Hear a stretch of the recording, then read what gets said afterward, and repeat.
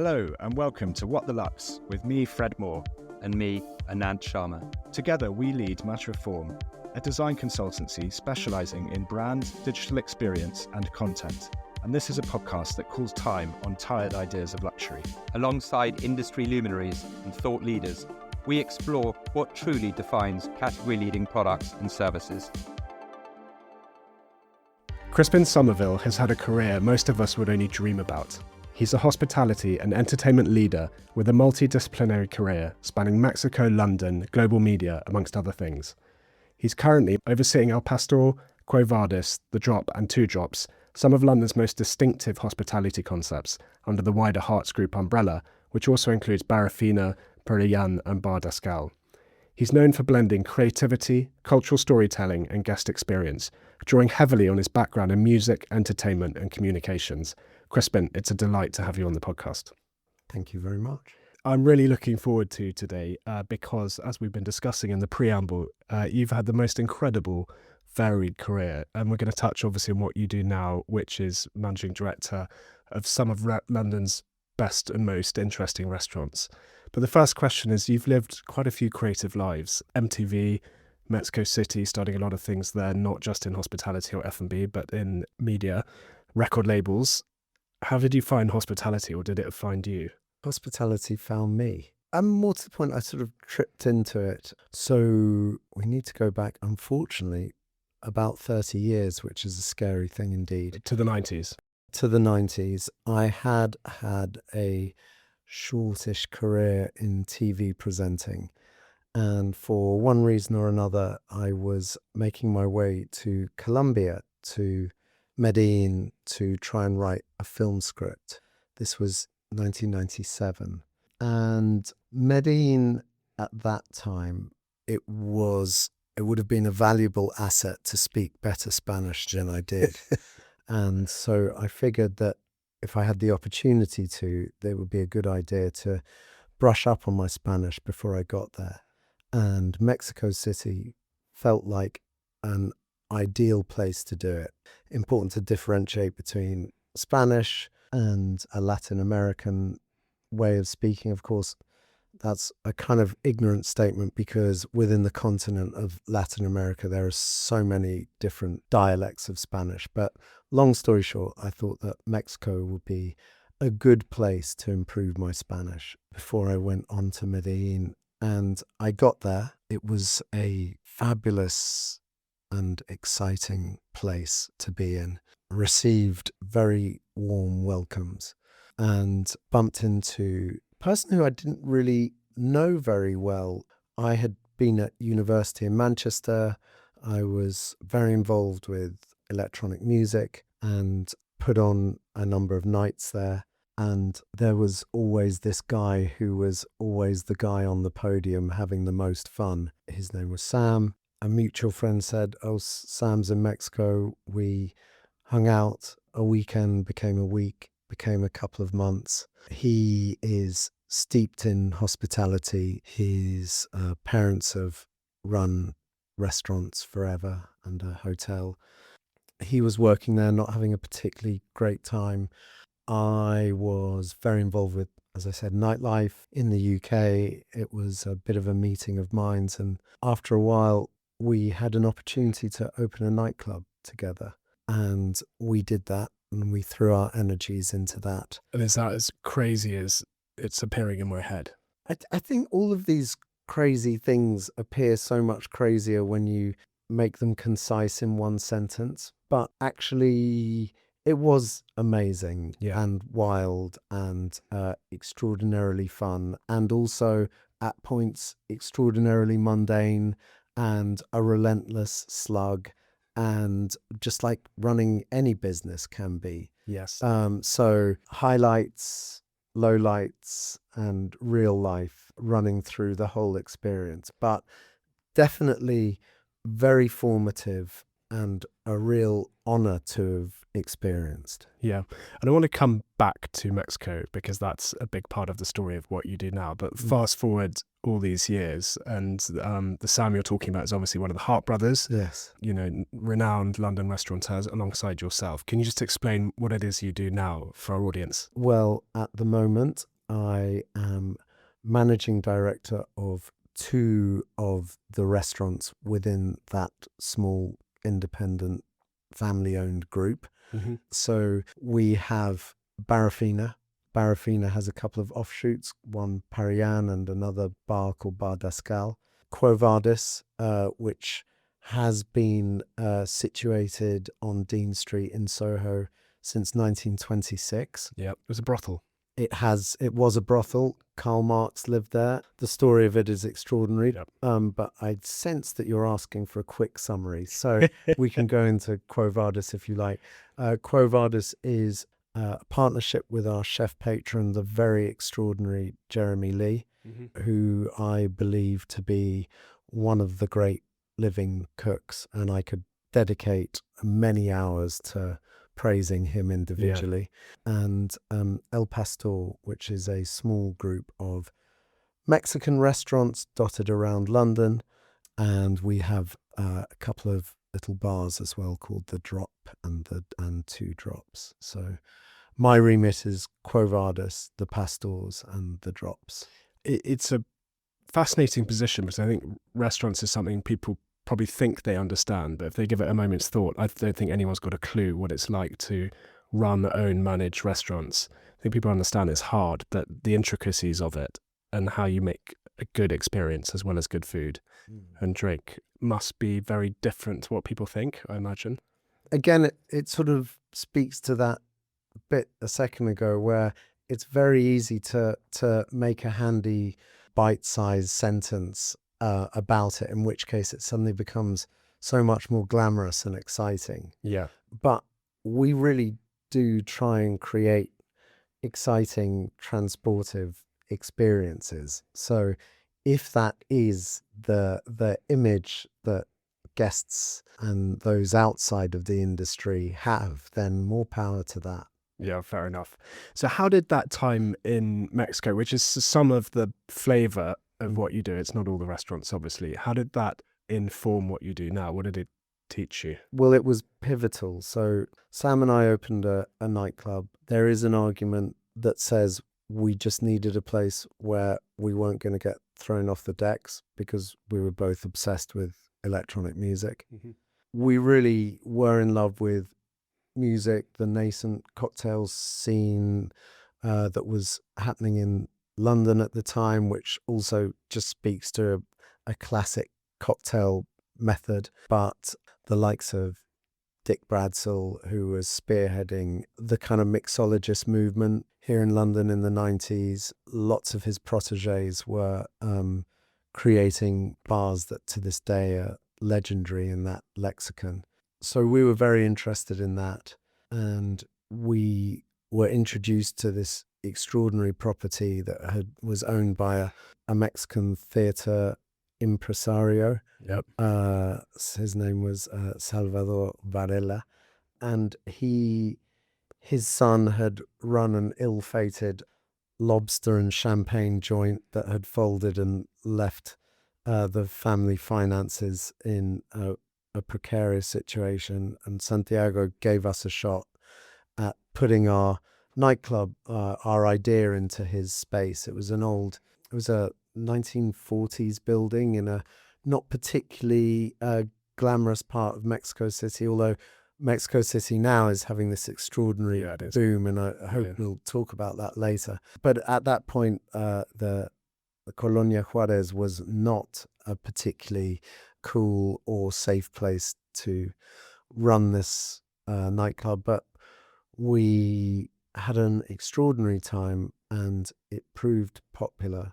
And importantly, just keeping to your question, we made lots of friends, and we were really lucky enough to experience the Mexican welcome, which in our experience was at all social stratas, Yeah. open-armed.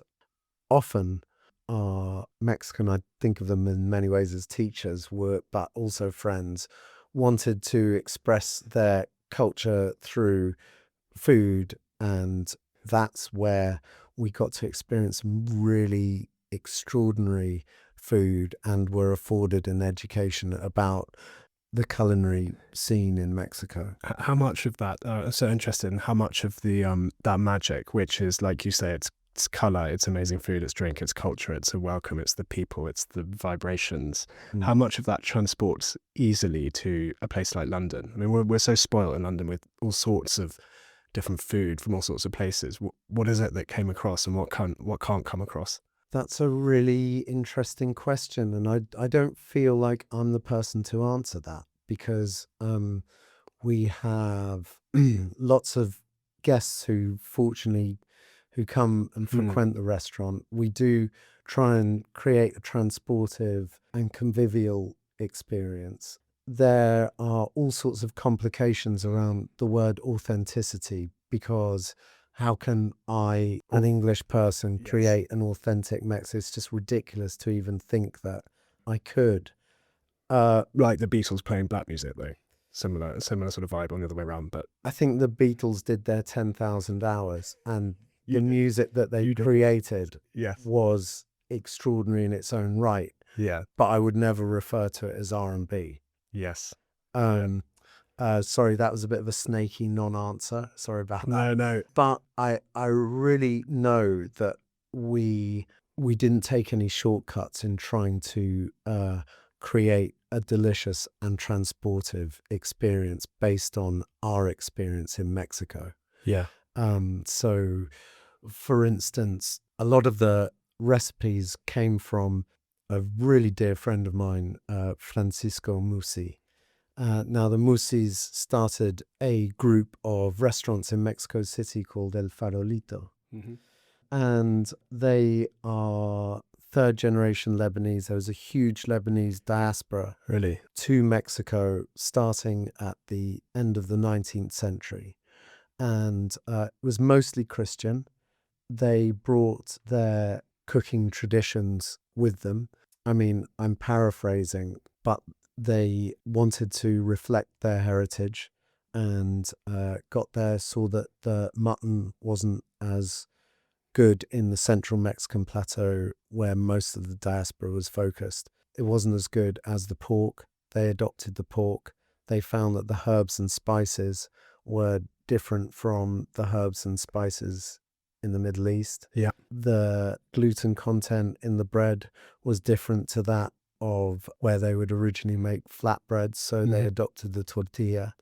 And with those slight changes, a Mexican Lebanese shawarma was born in the form of a taco al pastor.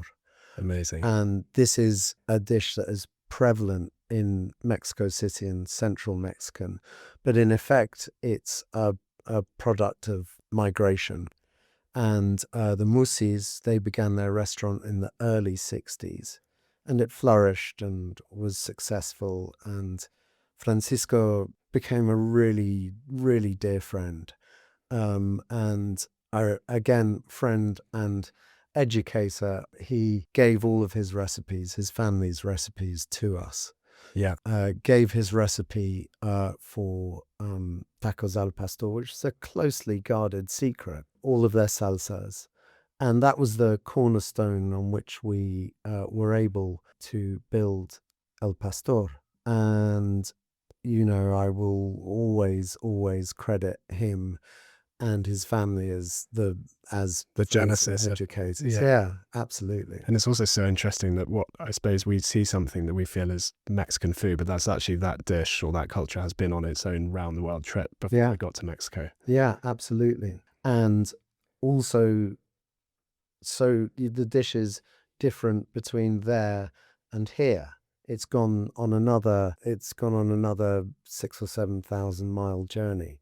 Yeah. And of course, you know, a taco al pastor that you can eat in London will be different from, you know, one of the great pastors I've ever eaten is in New York City, and Los Tacos number one, Yeah. which, for me is a culinary must do in New York. So the way these dishes change in tiny, incremental and significant ways on their journeys is really important. Yeah.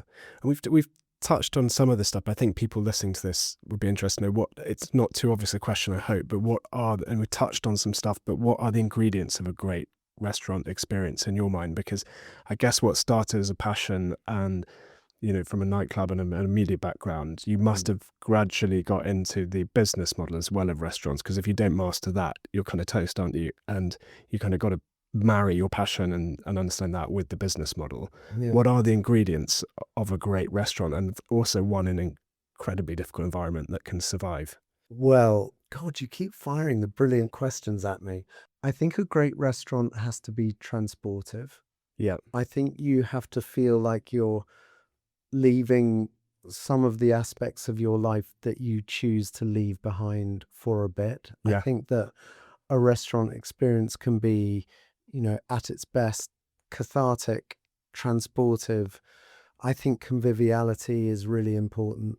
There are so many tales of people meeting over breaking bread. Yes. And I'm being glib with the word meeting, but actually it's where you can have a neutral ground where ideas and your personality is intermingled with someone else's, or it changes, or it swaps, or there's real communication.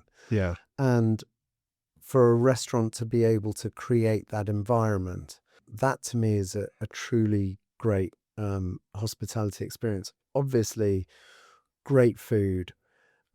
Great food, impeccable service. Yeah. Really feeling looked after, going that extra mile. Pretty much anything Danny Meyer says, those are all really important. And of course, the business aspect of it is all super important. At the same time, really, that first and foremost is your guests' experience, because word of mouth will always be the most effective way of keeping a restaurant going. Yeah. Do you micro obsess? I've seen you do over like lighting and the placing of furniture and the architectural flourishes. This, I guess, the things we notice less as guests that you might notice more. Do you obsess over those things? There's lots that I personally am obsessed about, but the older, and I wish I could say wiser, that I get, but let's just stick with older for the moment. Yeah. I realize how much I don't know, and I realize the importance of getting people within your group who do know about the individual aspects of the experience to obsess about, because there are so many aspects to making a great restaurant experience that you just have to lean into the truism that nobody knows everything. How do you, and that's actually, perhaps everyone has actually read Unreasonable Hospitality, it seems, so maybe it is a bit more on the mind, but all these amazing people who make up the entire experience, and you talked about, is it Jeremy Lee, the most amazing chef, but then front of house or sommelier, whoever it is, is your talent spotting radar got better over the years? Can you sniff these people out? It's definitely got better. We're a kind of medium-sized group in the grand scheme of things. Yeah. I think in totality we employ about 550 people, and I would love to say, oh, my radar's peerless, but Chris, who actually heads up our recruitment team, her radar is peerless. Our head chefs, their radar is peerless when they're recruiting people in the kitchen, and that of course they've got to factor in so many aspects, but notably whether they can work within a team.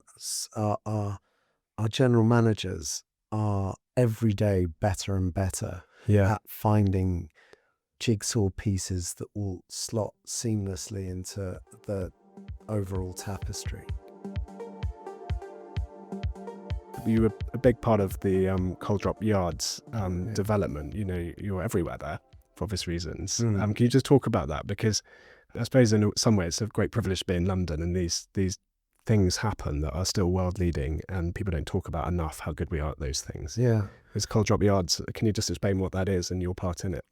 Cold Drop Yards is a development created by the landlord Argent, and I think at one point British Land, and it was a reconstruction of an area behind King's Cross, slightly to the north of King's Cross train station. Which, when you were growing up, would have been an absolute shithole. No, not at Oh, all. really? It was a really important part of growing up for me. I mentioned that I was into music. Yeah. What I consider to be a great privilege is that we operate a restaurant on the site where one of my favorite nightclubs ever was. Oh, no way. I was always told stories about how dangerous King's Cross was, or, in the 80s or 90s. Or Well, Bagley's was one of the seminal nightclubs Right. in London. Okay. And also The Cross was another just completely amazing club where brilliant wow. music happened. Yeah. And I'm not going to deny that it wasn't polished until you can see your face in it. But, Yeah. what luck and privilege to have been able to have gone out in these places that now pass into the folklore of Yeah. British electronic music scenes, which, just gave birth to so much pivotal music and a generation. And when the opportunity came to even pitch to do a restaurant in Cold Drops, It was personal. it was something intensely personal. And we were lucky enough to get the green light for that in 2017, and we opened in October 2018. Yep. It hasn't been a smooth run at all. It was reimagined, redesigned by the architect Thomas Heatherwick. It's a stunning reimagining of what were originally the coal sheds that the trains from the north of the UK, specifically Yorkshire, would bring. The coal was stored there, and that coal largely powered London, Powered the whole north of of the London. river. Wow. And the two huge warehouses were what was used to store them. There's a little side street called Stable Street, which housed the horses, which would take the coal Yeah. to various subplants. And it's an incredible reimagining of it. But as I say, the agents and the landlord were very, very optimistic in their ideas of what the footfall would be. I think it's fair to say, and if the landlord was sat in this room with me, I think they'd find it hard to disagree that the original curation of the retail offer was challenging and not widely accessible. It's been a bumpy road. And then weirdly, the pandemic happened. And what happened is that previously the space had been a bit agoraphobic. There was this huge courtyard where there was never any central focus. And so I feel that the visitor would feel slightly overawed by the space. As I say, there's this huge open courtyard with no particular direction to head to. You had to head down this long ramp, and it just didn't quite connect. Maybe it looked better on a CGI render than it did in real life. And then the pandemic happened, and there weren't many outside spaces in the very heart of London that all could take advantage of. The fountains outside St. Martin's suddenly became a place where community converged. Yes. People started going down that ramp. There was, of course, the opportunity for outside dining. Well, that became a preference, and we'd built El Pastor. Half of it was inside, and half of it was a huge terrace, and the same with Barafina and Perian upstairs. And suddenly, outside dining in the UK became a thing, and we were lucky enough to have this space that was almost purpose built for a post or inter-pandemic situation. And that's really what put us kind of on the map. And really interesting businesses in the on the site, the King's Cross site. Lots of record labels, ad agencies, local government is based there. Perfect custom. And fortunately, we struck up I mean, obviously Camden keep a very strict eye on us, but, we earned some really good guest relations, and those continue to this day. And we are finding a way through and thriving in over there. Really keen to know as well, like either in the Mexican sphere or Quo Vadis or anything, like have you got anything on which you're allowed to talk about sort of innovation or what's coming next, or something that you're obsessing about that's coming up?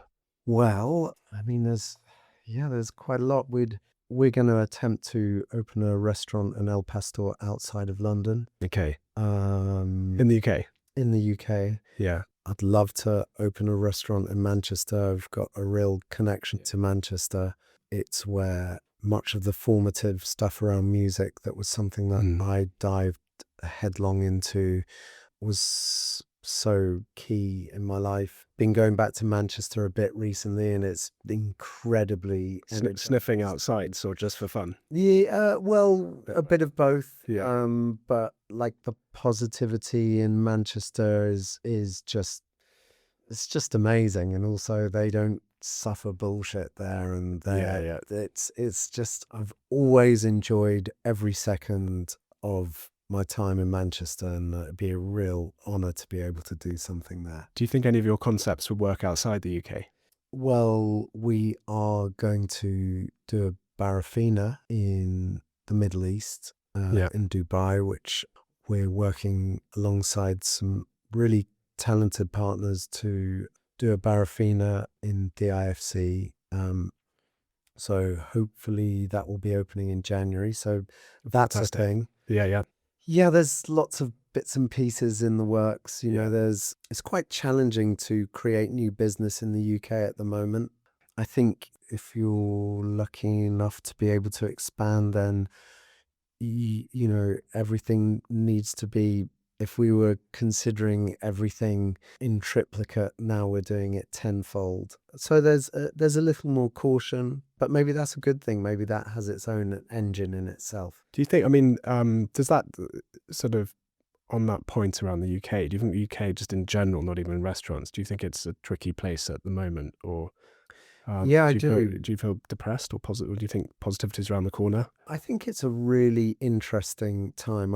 I do think that some of the political decisions, I'll say it, like Brexit, was just, it was such an act of self-sabotage. And I think that continuously trying to appeal to a more right-wing tendency, becoming more parochial and insular, I don't think it's the right way forward.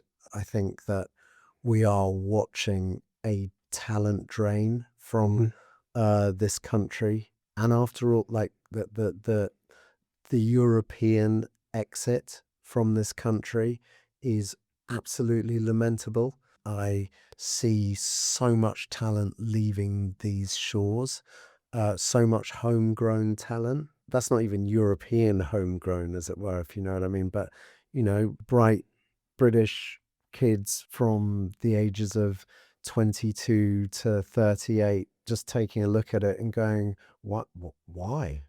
When Europe, the Far East, Dubai, America, Latin America is a land of more opportunity. And at the same time, so that's the gloomy aspect. But I would say, on the other side, Britain has got a real track record of extraordinary things happening when it's at its shittest. And I would cite punk, ska, in the form of the Specials, and that two-tone happening. And importantly, the rave generation happened just like when poll tax and all of that was happening, when Thatcher had literally decimated the country for generations. And I am hoping, notwithstanding the wanton destruction of the nightlife scene, I am really hoping that those sparks of creativity will start something a bigger ball rolling. I'd agree with you. But I also the talent drain is painful to watch because each month it seems to get worse and worse. But I'd agree. History would say that something good will happen at some point, but it's a challenging environment. You've done so much in your career that we've barely touched on in this podcast. Like I said at the beginning, from music to TV presenting to food to opening nightclubs to cultural collaborations, etc. I did just have some shorter questions that might touch on that. What was the non-rehearsed? What's the most dangerous situation you've ever found yourself in? Manchester. I'm not going to say anything else. Not Mexico. You just need to say that. Manchester, not Mexico.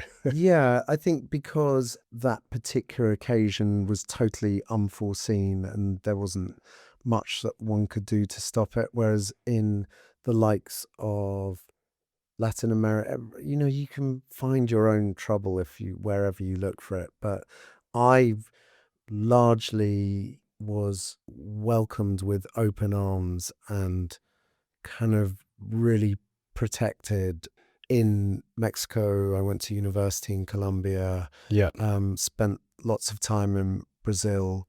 And I got really lucky and had all sorts of adventures, but really was very well looked after. Yeah.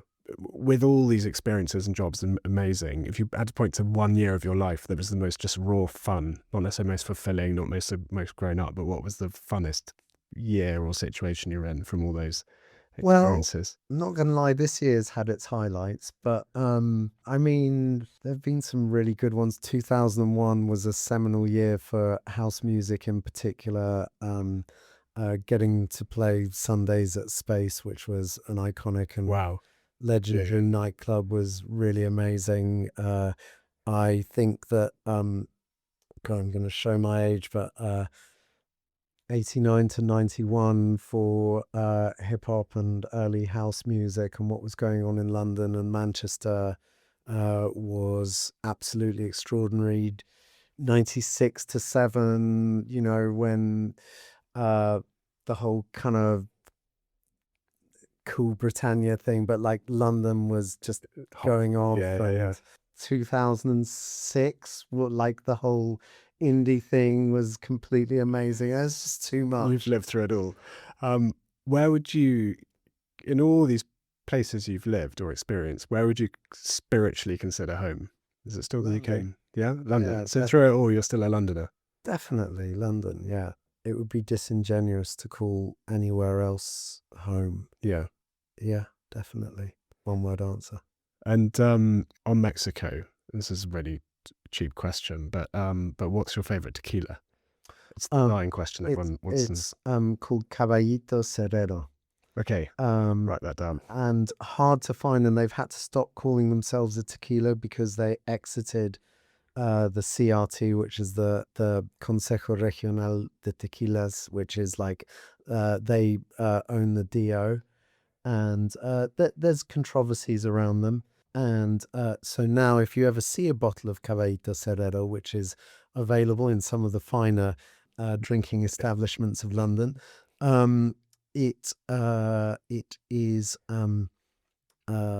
it's not called a tequila, it's called a destilado de agave, but it is a tequila. And if you're looking for a more available tequila, there's one called Cascawin.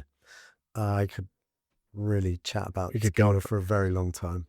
And your favorite dish amongst all of your various establishments that you manage or have eyes over, what's the favorite dish that you'd advise people to try? I mean, Jeremy's eel sandwich is kind of epic. Wow. I can't resist a banderilla barafina, and I know I'm going for 3, and our tuna tostadas at El Pastor are pretty special too. And of course, you could ask me tomorrow and there'd be 3 different They'd be changed. What would you most like to change about your industry? I would most like to ensure a pathway for independents to have a good run in order to flourish. I think it's so difficult. As I said, for those single operators, it's so challenging single site operators. So if there was some form of tangible governmental support that would enable the nascent business Yeah. to have fair crack at the title, that's what I'd like to figure out. Yeah, I agree on that. Also, they're the fabric of a community, restaurants, Yeah. like small restaurants. Absolutely. And they make a place, and it's just almost impossible to run something that pays the bills. Yeah, Isn't it? absolutely. Yeah. What most concerns you about the world we're leaving the next generation? Ooh, do you ask that to everyone? Yeah, we do. And about 80% of people answer Don't tell me. the same thing. Okay. I think the politics of division. Okay, not many people say that, so that's good. Oh, good. Yeah. What do they say? They say technology and phones. Like attention, technology, not communicating, that sort of thing. It used to be very much weighted towards the environment, but Yeah, I think that the opportunism that bad actors are using, the politics, sowing discord and division. I think that's what I'd most like to. I think that's the most damaging. yeah. Do you know, interestingly, I suspect that's what most people think, but not many people want to say that because that's the sort of world we live in, where some people don't want to say that because that then has an effect, doesn't it? Shit, am I going to get cancelled for saying that? Possibly. No.